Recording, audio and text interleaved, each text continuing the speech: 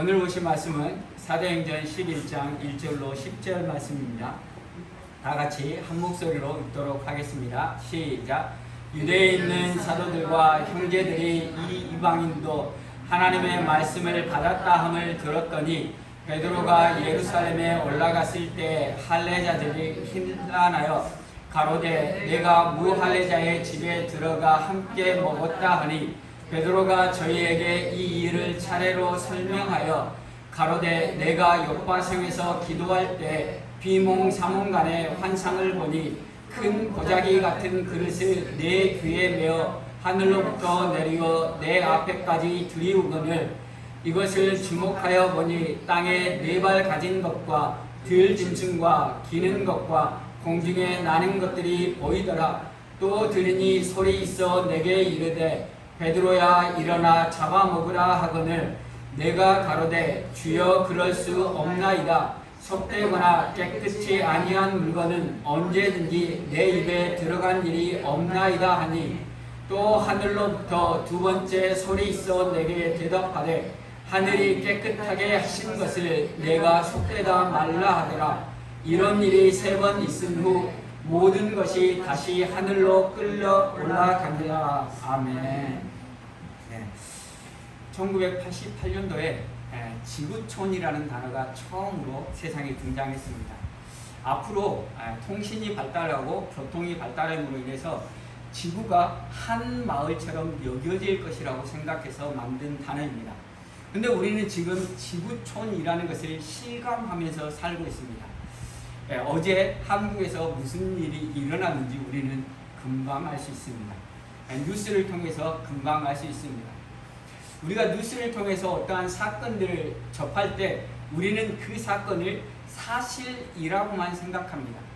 그러나 뉴스는 이미 어떠한 관점을 가지고 그 사건들을 보도하기 때문에 이미 그 사건의 사실과 사실에 대한 해석을 우리에게 전해주고 있다는 것입니다. 그래서 우리가 뉴스를 통해서 듣고 있는 것은 사실과 그 뉴스를 만든 사람들의 생각을 동시에 우리는 듣고 있다는 것입니다. 12월 달에 되면 우리가 미국 대통령 선거가 있습니다. 내가 원하는 대통령을 선출한다라고 생각하지만 사실은 우리는 여론에 의해서 우리가 어떠한 대통령을 좋아하는지가 결정되는 경우가 많다는 것입니다. 어느 후보의 특정 후보의 우호적인 여론을 보면 그 후보가 잘하는 것을 부각시켜서 그 여론을 보는 사람들은 그 후보를 찍게 되어 있다는 사실입니다. 특별히 요즘은 알고리즘이라고 해가지고 내가 검색했던 것, 내가 보았던 유튜브 영상이나 모든 것들을 종합해서 컴퓨터가 알아서 내가 좋아하는 것들을 보여주고 그것들에서 선택하게 만든다는 것입니다.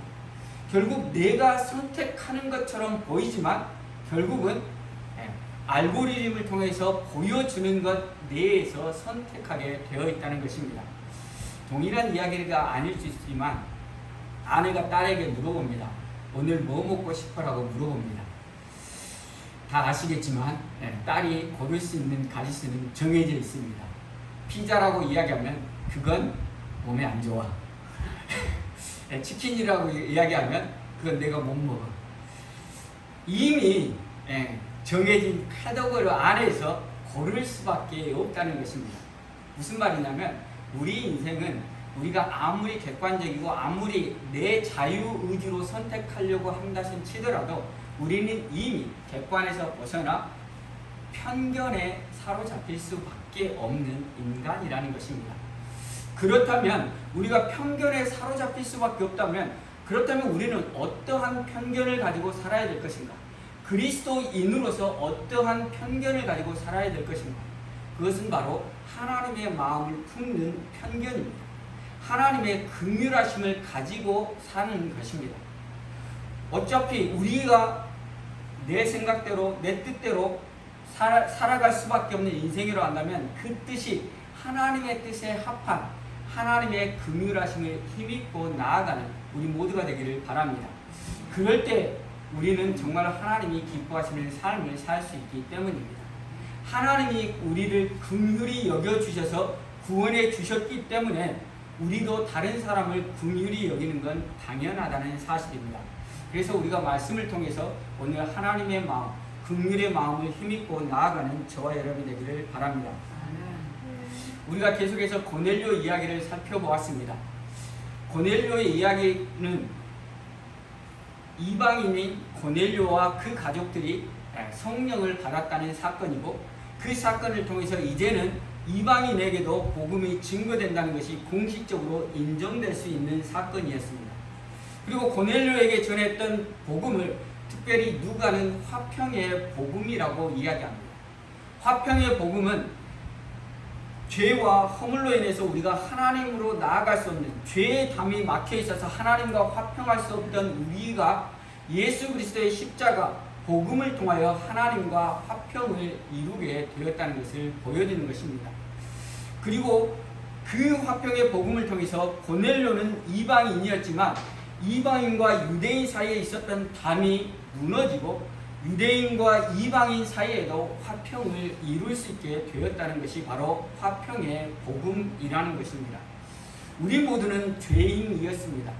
그래서 우리는 하나님을 알 수도 없고 하나님을 찾을 수도 없는 존재였음에도 불구하고 하나님께서 우리에게 은혜 베푸셔서 예수 그리스도를 통하여서 우리의 죄를 깨끗게 하시고 하나님과 우리를 화평하게 하셨다는 것입니다. 그 화평의 복음으로 말미암아서 우리가 이 한자리에 모여서 하나님께 예배하고 있다는 사실입니다. 예수 그리스도의 보혈의 능력이 아니면 우리는 결코 예배할 수 없는 자라는 사실을 기억할 수 있기를 바랍니다. 그래서 우리가 예배하는 것 이 자체가 하나님께서 주신 은혜라는 사실을 기억할 수 있기를 바랍니다.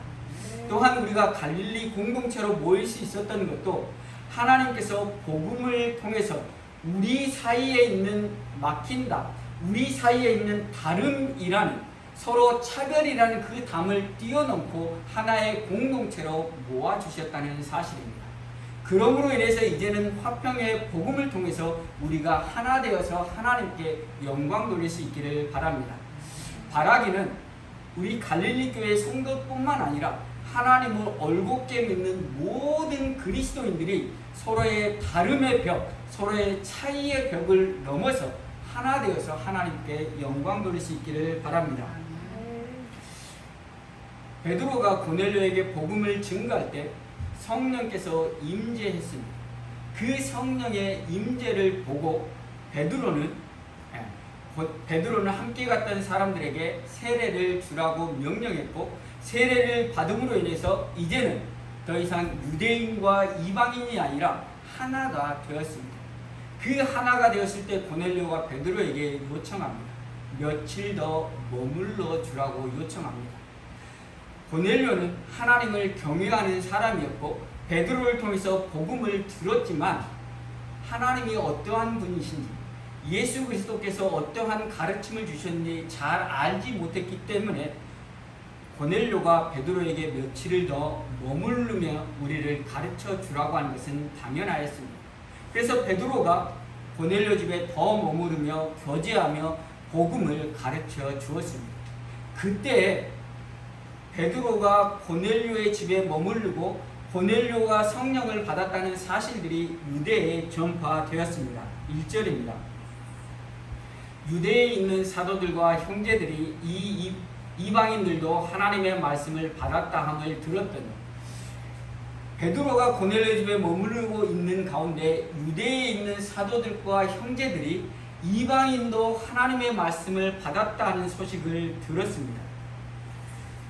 이방인들이 하나님의 말씀을 받았다 하는 소식을 듣고 베드로가 고넬료 집에 머무르고 있다는 사실이 알려졌고, 그리고 나서 이제 베드로는 고넬료의 집을 떠나서 예루살렘으로 올라왔습니다. 예루살렘으로 올라오자 할례자들이 베드로를 힐난했습니다. 2절입니다. 베드로가 예루살렘에 올라갔을 때 할례자들이 힐난하여 가로되 내가 무할례자의 집에 들어가 함께 먹었다 하니, 누가는 베드로를 힐난한 사람들을 할례자들이라고 명명하고 있습니다. 유대인들은 율법에 의해서 난 지 8일 만에 할례를 받아야 합니다. 그렇다고 한다면 유대인이라고 한다면 모든 사람이 할례를 받았다는 것입니다. 그럼에도 불구하고 누가는 특별히 콕 집어서 할례자들이라고 이야기하고 있습니다. 누가가 할례자들이라고 이야기하는 것은 이 자신들의 할례 받은 것, 자신들이 유대인이라는 것을 그리스도인이 되었음에도 불구하고 여전히 우월감을 가지고 있는 사람들을 이야기하고 있는 것입니다. 그 우월감을 가지고 있는 사람들이 베드로가 고넬료의 집에서 무할례자인 이방인인 고넬료와 함께 거하며 함께 먹었다 하는 것을 가지고 힐난하고 있다는 것입니다. 여기서 힐난하다는 헬라어는 디아크리노라는 단어인데, 크리노라는 단어가 비난하다, 비평하다는 단어입니다. 거기에 통가하여라는 디아를 붙여서 아주 깊숙한 곳에 콕 집어서 비난하고 있다는 것입니다. 베드로를 신랄하게 비난하고 있다는 것을 보여주고 있는 것입니다. 할례자들, 자신들이 유대인으로서 우월감을 가지고 있는 할례자들이 왜 그토록 베드로를 신랄하게 비판하고 있을까요? 그것은 자신들의 그 우월감을 드러내기 위함이라는 것입니다. 사도 바울이 자신들의 우월감을 드러내는, 자신들의 우월적인 그러한 배경들을 드러내는 유대인들에게 대항해서 그렇게 이야기합니다. 나도 너희들처럼 자랑할 것이 있다.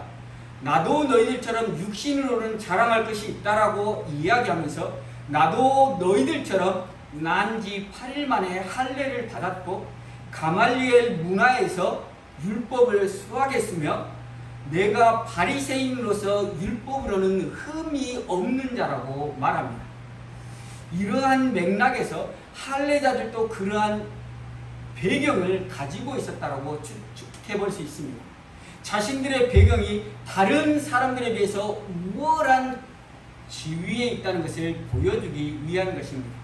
자신들의 배경, 난 지 8일 만에 할례를 받았고 또한 율법을 수학했으며 또한 바리새인으로 율법을 흠없이 지키던 자들이었습니다.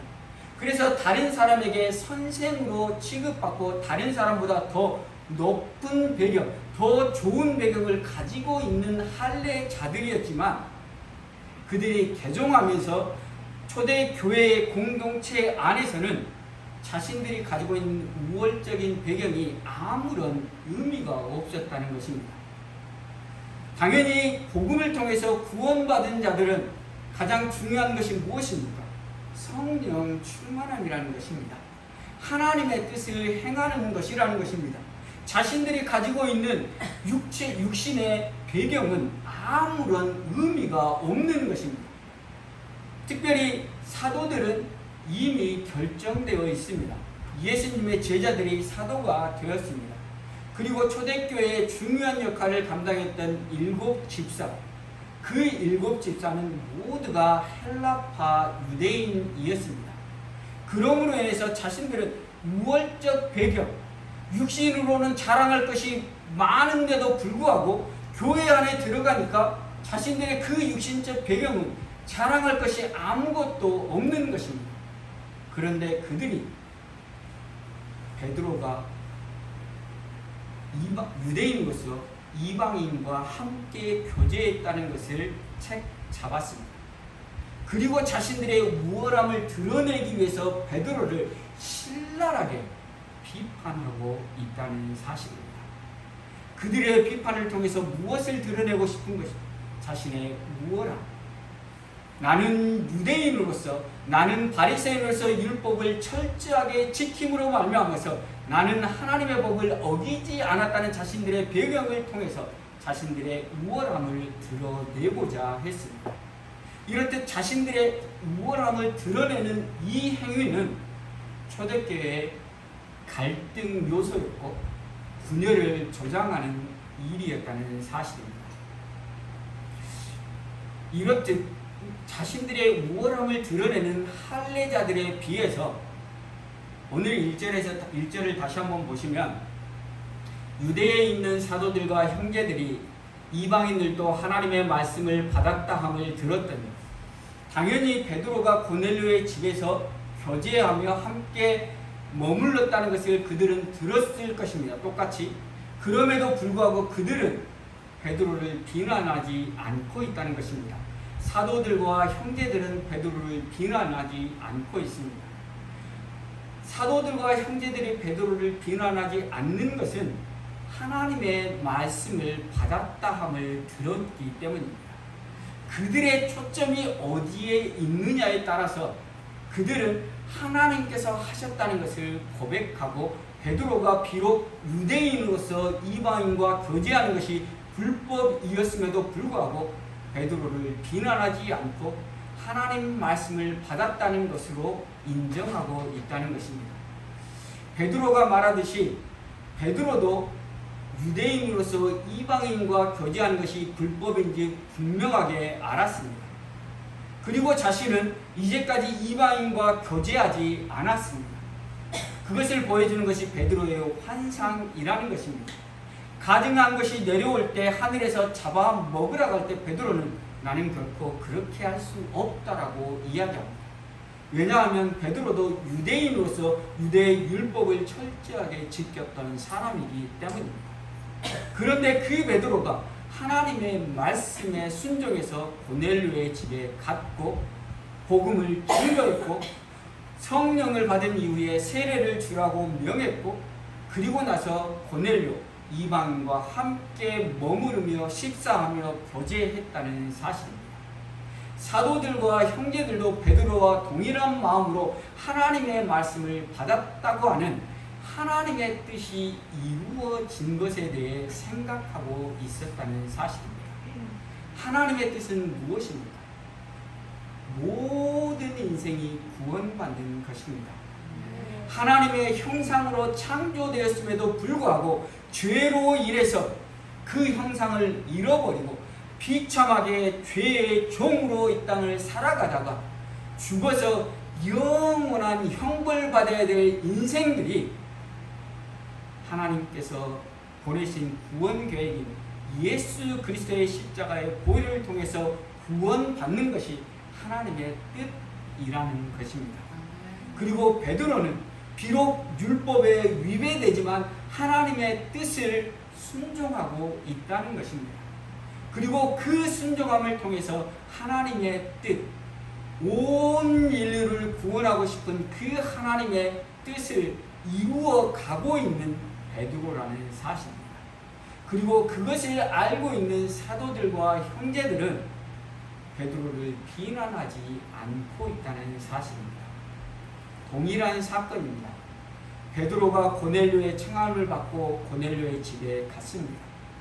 그리고 유대인으로서 불법이지만 이방인과 교제하며 복음을 증거하고 함께 식사하며 교제했던 그 사건들을 동일하게 보고 있습니다. 할례자들도 동일하게 그 사건을 보고 있고 사도들과 형제들도 그 사건을 동일하게 보고 있습니다. 그러나 할례자들의 초점은 어디에 있었습니까? 자신들의 우월함을 드러내고 싶은 교만한 마음에 초점이 있었다는 사실입니다. 그로 인해서 베드로를 신랄하게 비판하고 있습니다. 그러나 사도들과 형제들은 그 초점이 하나님의 뜻이 이루어지는 데 있었다는 사실입니다. 그 초점이 하나님의 뜻을 이루는 것에 있었으므로 말미암아 그들은 베드로를 비난하지 않고 이방인들도 하나님의 말씀을 받았다는 것에 감사하고 있는 것입니다. 사랑하는 성도 여러분, 오늘 우리는 할례자의 입장에서 서 있는 것입니까? 아니면 사도들과 형제들의 입장에 서 있는지 우리 스스로를 점검해 볼 수 있기를 바랍니다. 우리가 사람들을 바라볼 때, 우리가 형제들을 바라볼 때 할례자들처럼 그들을 비난하고 비평하고 나를 드러내기 위한 교만한 모습으로 바라보고 있는지, 아니면 하나님의 뜻을 이루기 위해 긍휼한 마음으로 바라보고 있는지 우리 자신들을 점검해 볼 수 있기를 바랍니다. 누가복음 15장에 보면 돌아온 탕자의 이야기가 나옵니다. 우리가 잘 알듯이 돌아온 탕자, 작은 아들이 아버지께 자신의 재산을 요구합니다. 그리고 그것을 가지고 타국에 가서 허랑방탕하게 다 써버립니다.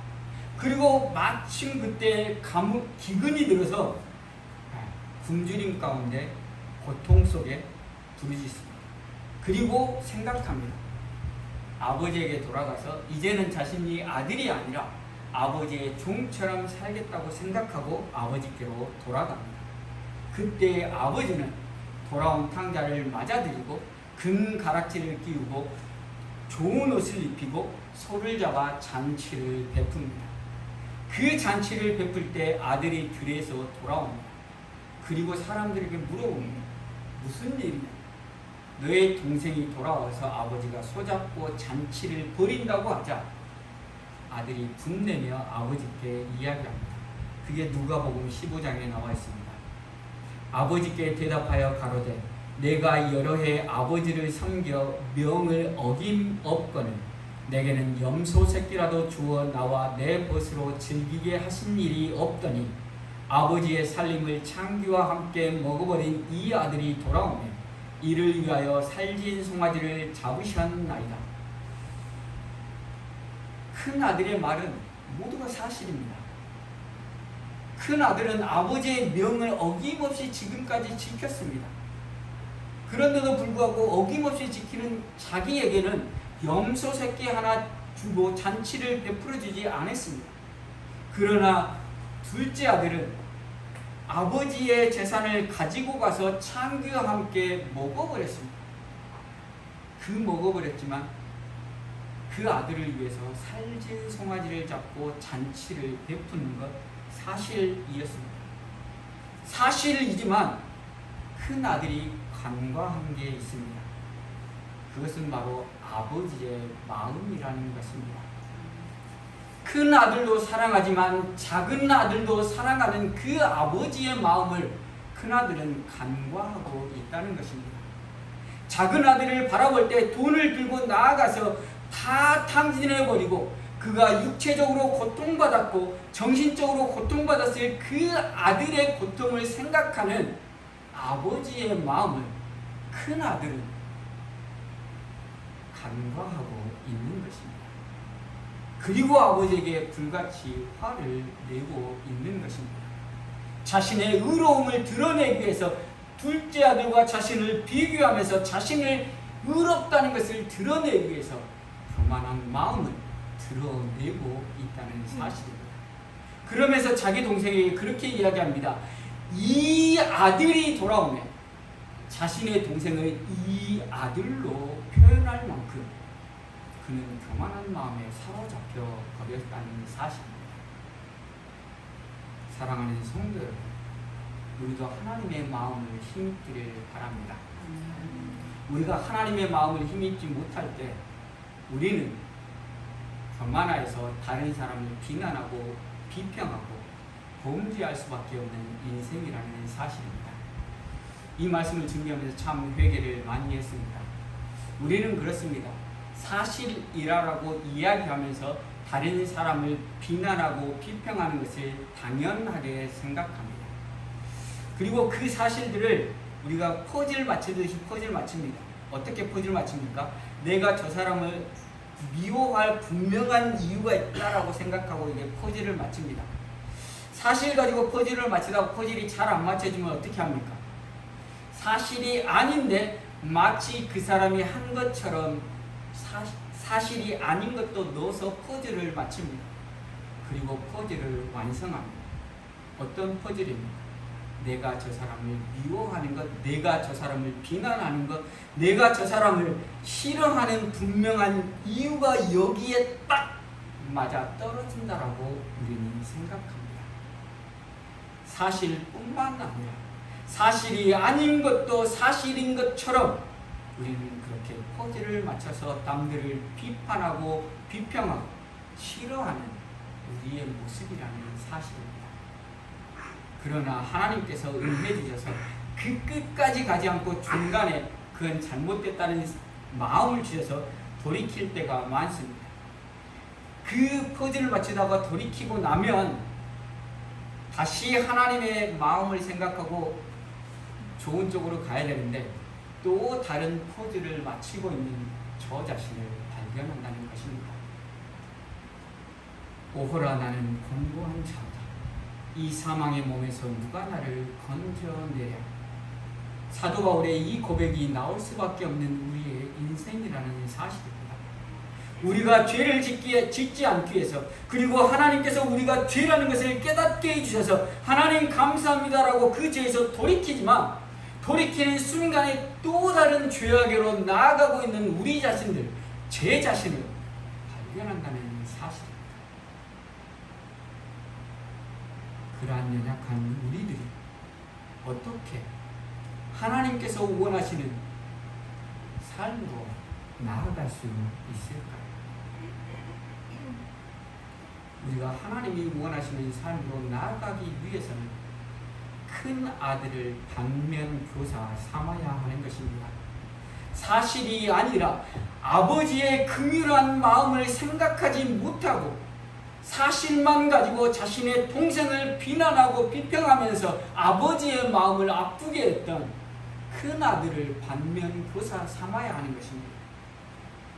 하나님께서 이방인들도 구원을 주시기 위해 베드로를 사용하셔서 이방인들에게 복음을 전하시고 하나님의 뜻을 이루어 가시는 그 하나님의 뜻을 보지 못하고 자신들의 교만한, 자신들의 우월한 배경을 드러내기 위해서 베드로를 신랄하게 비판했던 할례자들을 통해서 반면교사 삼아야 한다는 것입니다.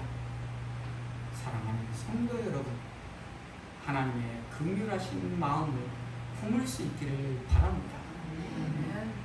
하나님의 긍휼하신 마음을 품고 형제를 대할 수 있기를 바랍니다. 그 마음이 우리에게 없을 때 우리는 다른 사람을 비평하고 비난하고 다른 사람에게 손가락질을 하면서도 그것을 당연하게 생각할 수밖에 없는 연약한 존재라는 사실을 기억할 수 있기를 바랍니다. 오늘 우리가 함께 기도하기를 원합니다. 하나님의 긍휼한 마음을 덧입혀 주시라고 기도하기를 원합니다. 우리는 연약하에서 하나님의 마음을 덧입기를 원하지만 연약하에서 넘어질 수밖에 없는 존재이지만 우리가 하나님의 긍휼하심을 구하고 나아갈 때 성령께서 임재하셔서 성령께서 도와주셔서 우리가 하나님의 긍휼한 마음을 입고 나아갈 수 있도록 우리를 도우시고 우리를 인도하여 주신다는 사실을 믿으시기를 바랍니다. 그래서 오늘 저와 여러분 하나님의 긍휼하심을 덧입기를 원합니다. 하나님의 마음을 가지고 나아가기를 원합니다. 우리가 찬양하고 기도하기를 원합니다. 우리가 찬양하고 기도할 때 나아갈 때 성령 하나님께서 우리에게 임재하시고 우리의 연약함을 만져주심으로 말미암아 곤고하고 연약한 우리의 인생들을 붙들어 주심으로 이제는 더 이상 하나님을 비난하고 다른 사람을 비난하고 비평함으로 말미암아서 하나님의 영광을 가리는 존재가 아니라 긍휼한 마음 가지고 다른 사람에게 사랑을 베풀며 하나님께 영광 돌리는 존재가 됐습니다. 우리 모두가 되기를 간절히 소원합니다. 이 시간 우리가 말씀을 생각하며 기도하는 시간 갖기를 원합니다. 할례자들이 베드로가 고넬료와 함께 교제하는 것 그것만을 놓고 베드로를 신랄하게 비판했습니다. 그러나 사도들과 형제들은 이방인에게 복음이 증거됐다는 것으로 인해 기뻐했습니다. 큰 아들은 작은 아들을 사랑하는 아버지의 마음을 알지 못해서 아버지의 마음을 아프게 했습니다. 오늘 우리 하나님의 긍휼한 마음을 깨닫기를 원합니다. 하나님의 긍휼하심이 아니면 우리는 죄로 인해 비참한 인생으로 마감할 수밖에 없은 인생이었음을 다시 한번 깨닫기를 원합니다. 그리고 오늘 우리가 기도하기를 원합니다. 하나님의 긍휼의 마음을 덧입혀 주시라고 기도하기를 원합니다. 이제는 더 이상 형제를 미워하고 비판하고 손가락질하는 모습이 아니라 이제는 하나님의 긍휼하심을 잊고 형제를 사랑하게 하시고 형제에게 복음을 증거하는 자들로 나아갈 수 있도록 하나님의 마음을 덧입혀 주시라고 이 시간 다시 다 같이 주의 집을 기도하며 나오도록 하겠습니다. 주여 하나님 아버지 감사합니다. 아버지 하나님, 아버지 하나님, 내가 누구입니까? 아버지 하나님, 피와 물로 죽었던 인생입니다. 예수 그리스도의 십자가의 보혈이 아니면 아버지 하나님 죄의 종 되어서 아버지 하나님 영원한 영물로 돌려갈 인생입니다.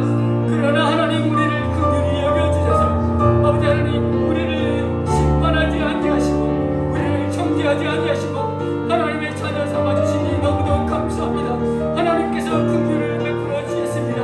하나님께서 우리에게 놀라운 은혜를 베풀어 주셨습니다. 그 놀라운 은혜가 있음에도 불구하고 아버지 하나님 우리가 오늘 어떻게 살고 있습니까?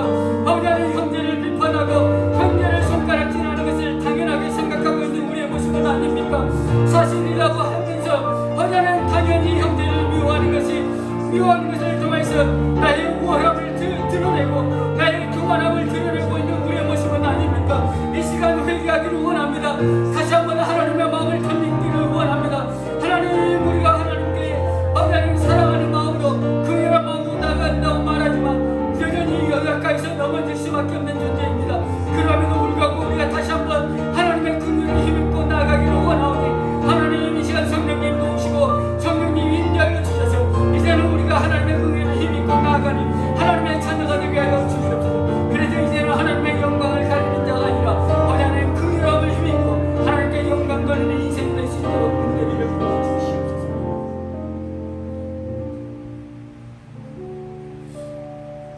하나님 감사합니다. 나 같은 죄인 살려주신 하나님의 은혜에 감사합니다. 하나님이 나에게 긍휼을 베풀지 않으셨다고 한다면 죄의 종으로 죄를 짓다가 비참하게 인생을 마감할 인생이었음에도 불구하고 하나님이 우리를 긍휼히 여겨주셔서 예수 그리스도의 십자가의 보혈로 우리를 하나님의 자녀 삼아주시니 감사합니다. 그 놀라운 은혜가 있음에도 불구하고 아버지 하나님 긍휼의 마음을 품지 못했던 우리들의 모습들을 회개해야 합니다. 긍휼한다고 말하면서도 뒤돌아서서 형제를 비판하고 비난하고 손가락질했던 우리들의 모습을 회개합니다. 그리고 그것을 당연하게 여겼던 우리들의 모습을 회개합니다. 아버지 하나님 이 시간 하나님의 긍휼한 마음을 덧입기를 소원합니다. 하나님의 긍휼한 마음을 덧입혀 주시옵소서. 오라 나는 곤고한 자로다. 이 사망의 몸에서 누가 나를 이끌어 줄까라고 말하는 연약한 우리들입니다. 하나님 연약한 우리들의 성령님 도와 주시옵소서. 성령님 인도하여 주시옵소서. 그래서 하나님의 긍휼을 덧입고 나아가는 우리의 삶이 되게 하여 주시옵소서. 그래서 하나님의 긍휼을 덧입고 이제는 하나님의 영광을 가리는 인생이 아니라 하나님의 복음을 증거하는 인생, 영혼을 살리는 인생이 될 수 있도록 주님 도와 주시옵소서. 우리의 능력으로는 할 수가 없습니다. 성령님 함께하여 주시옵소서. 성령 충만함으로 채워 주시옵소서. 그래서 성령과 동행하며 하나님의 우리에게 맡기신 사명들을 잘 감당하는 우리 모두가 되게 하여 주시옵소서. 모든 것에 감사하며 예수 그리스도 이름으로 기도합니다.